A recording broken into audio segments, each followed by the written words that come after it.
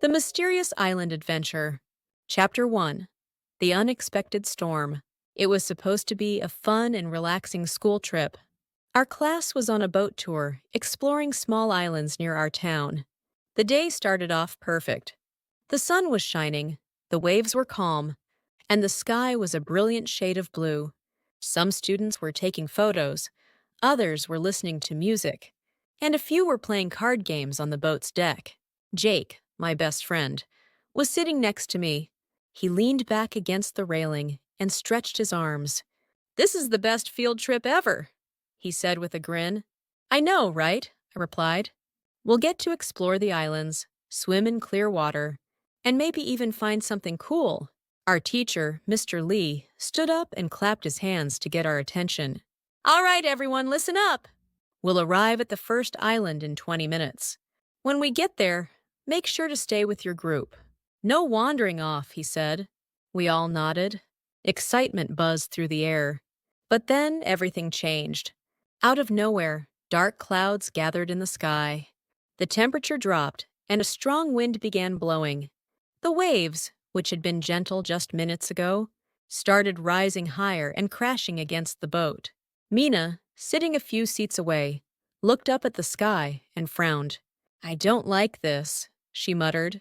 The weather was fine just now. Then boom! A loud explosion came from the boat's engine room. The boat shook violently, and people screamed as they grabbed onto the railings. "The engine has stopped working!" the captain shouted. The boat rocked back and forth as massive waves pushed us toward an unknown island in the distance. "The waves are too strong. We're losing control," one of the crew members yelled. Through the rain and mist, we saw a mysterious island, covered in thick jungle. Mr. Lee's voice was urgent. "Everyone, put on a life jacket. We have no choice. We have to swim to shore." My heart pounded.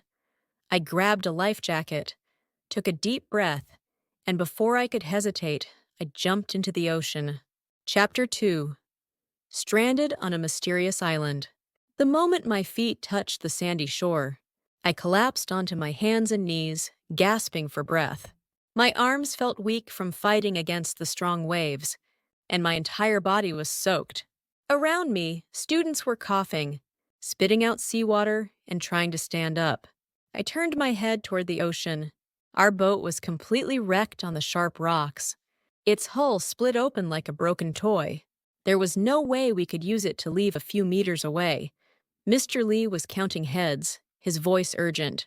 1, 2, 3, 24, 25. He exhaled in relief.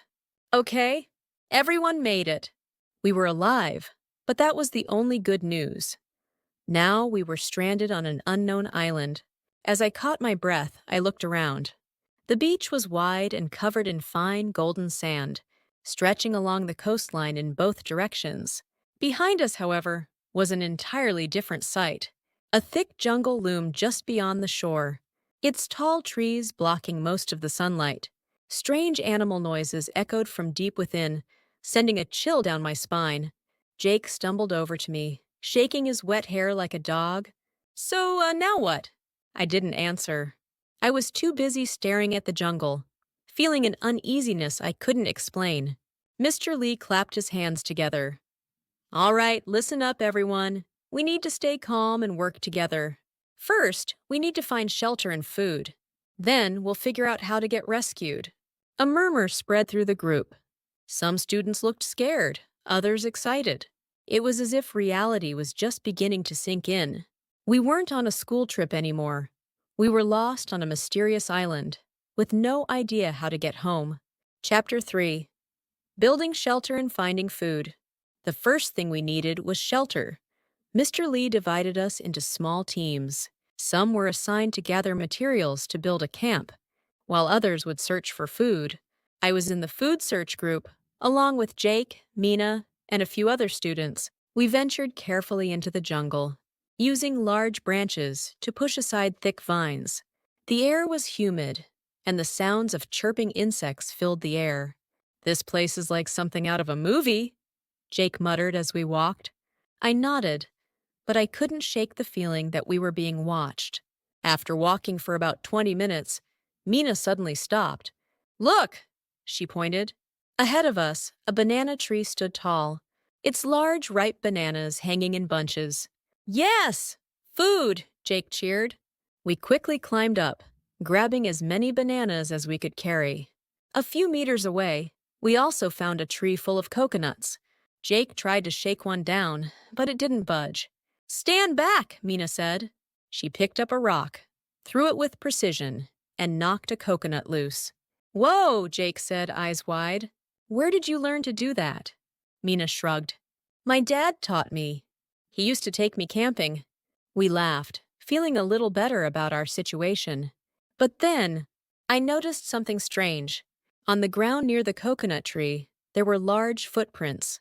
And they weren't ours. Chapter 4. A shocking discovery.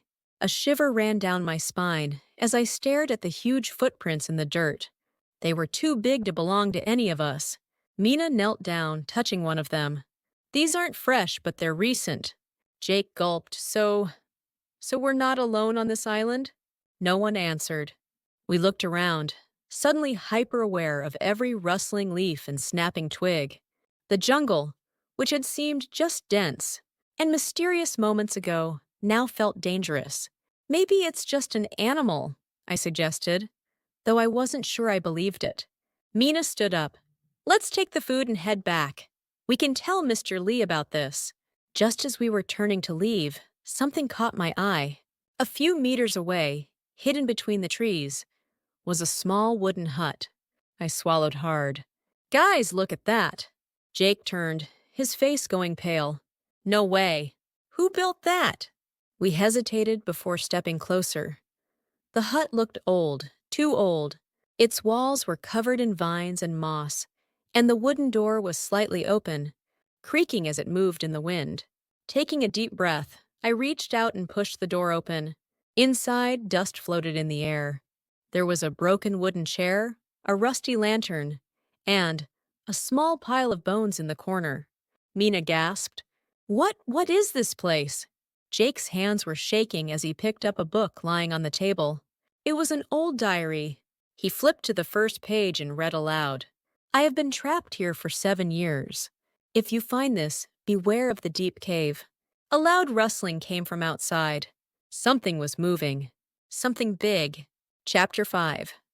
The Chase in the Hidden Cave. Run! Someone screamed. We didn't wait to see what it was. We sprinted out of the hut, crashing through the jungle. Branches whipped at my face, but I didn't stop. Behind us, we could hear heavy footsteps pounding against the earth. Something was chasing us. Jake tripped over a root and fell. Ow, my ankle! I turned back, grabbing his arm and pulling him up. Come on! Then, suddenly, Jake disappeared. 1 second he was beside me. The next, he had fallen straight through the ground. I skidded to a stop, staring into a dark hole in the ground. Jake! Mina yelled. A few seconds later, we heard his voice. I think I found something. Mina and I exchanged looks before carefully climbing down. The air inside was cold and damp. The walls were rough stone, and carvings covered every surface. Then, in the farthest corner of the cave, we saw something shiny. Jake limped toward it. Guys, it's a chest. Chapter 6. The Secret of the Treasure. Jake stepped closer to the old wooden chest, his fingers trembling slightly as he brushed away the dirt covering it. The lock was rusted but still intact. This must be hundreds of years old, Mina whispered, shining her flashlight over the markings on the chest. The carvings looked like ancient symbols, unlike anything we had seen before. I ran my fingers over the engravings. What do you think is inside? Jake grinned. Only one way to find out.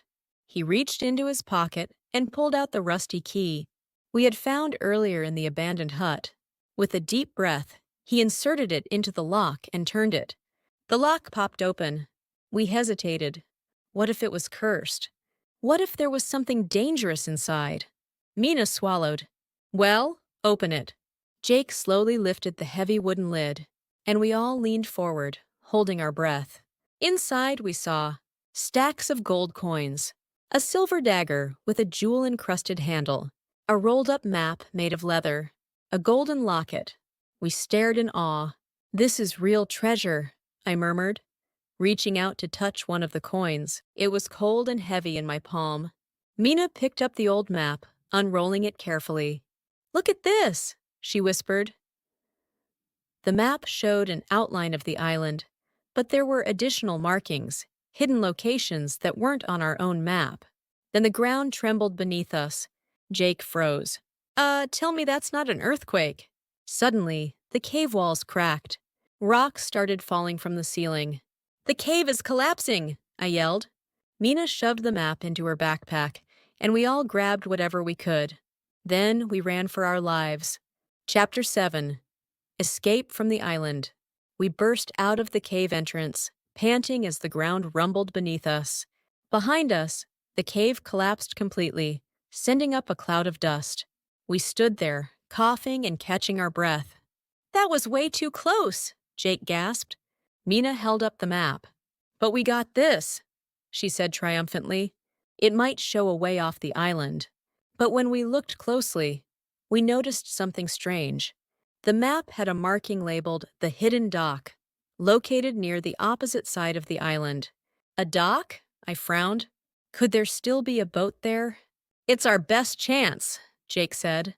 We made our way back to the beach, where the rest of the students and Mr. Lee were waiting. "Where have you been?" Mr. Lee demanded, looking both relieved and angry. "There's no time to explain," I said quickly. "We found a map. It shows a hidden dock on the island." Mr. Lee studied the map. "If there's a boat there, we might be able to get off this island." Without wasting time, we gathered supplies and headed toward the dock. The journey took over an hour, pushing through thick jungle and climbing over rocks.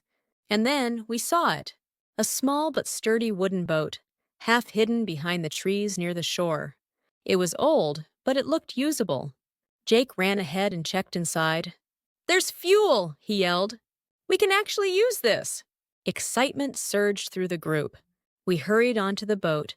Filling the small cabin and deck, Mr. Lee turned the key in the ignition. The engine sputtered, then roared to life. "We're leaving," Mina whispered in disbelief. As the boat pulled away from the island, I looked back at the dense jungle, a part of me wondering if we had truly uncovered all of its secrets. Then, just as we passed the edge of the island, we heard something, a deep echoing roar from the jungle. Something, or someone, was still there. Watching us, I shivered. We were escaping, but the island wasn't finished with us yet. Chapter 8. Back to Civilization. It took 3 hours to reach the mainland. The moment we arrived at the harbor, reporters and emergency teams were waiting. The story had already spread. A group of students lost on a deserted island, presumed missing. The moment we stepped off the boat, we were surrounded by cameras, news reporters, and people asking questions. What happened on the island? How did you survive? Is it true that there was treasure? Mr. Lee quickly ushered us away, explaining that we needed medical checkups first. We spent the next few hours getting checked by doctors, answering police questions, and calling our families. Jake, Mina, and I sat together, exhausted. "Well," Jake said, leaning back against the hospital bed, "that was the most intense school trip ever." Mina smirked. "No kidding." A reporter poked her head into the room. "Excuse me, did you bring anything back from the island?" Jake hesitated. Then he pulled something from his pocket. "The golden key." I stared at it. "You kept it?" Jake grinned. "I have a feeling we'll need it someday." I laughed, shaking my head. Deep down, I knew this adventure wasn't over yet. Maybe one day we would return to the island, because some mysteries are meant to be solved.